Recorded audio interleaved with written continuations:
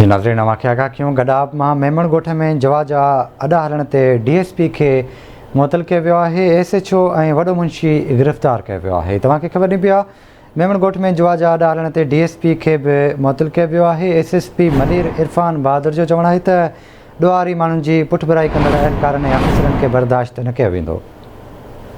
अहम ख़बर आहे तव्हांखे ॾियूं पिया मेमण ॻोठ में जवा जा अॾा हलण ते DSP खे मुअतल कयो वियो आहे, जॾहिं त SHO ऐं वॾे मुंशी खे गिरफ़्तार कयो वियो आहे। SSP मलीर इरफान बहादुर जो चवणु आहे त मेमण ॻोठ में जवा जा अॾा हलण ते DSP खे बि मुअतल कयो वियो आहे। ॾोहारी माण्हुनि जी पुठिभराई कंदड़ अहलकारनि ऐं ऑफिसरनि खे बर्दाश्त न कयो वेंदो। हिन जा तफ़सील वठंदासीं गडाब मां मंज़ूर सोलंकी खां। मंज़ूर, आगाह कजो।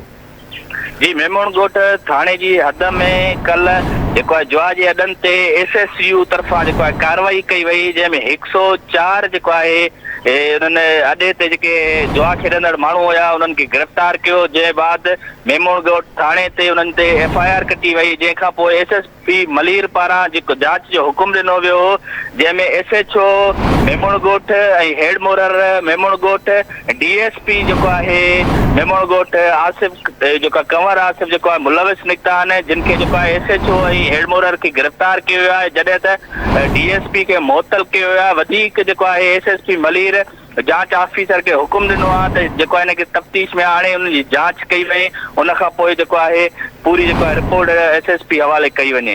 जी ठीकु आहे मंज़ूर, वॾी महिरबानी अव्हां जी तफ़सील खां आगाह करण लाइ।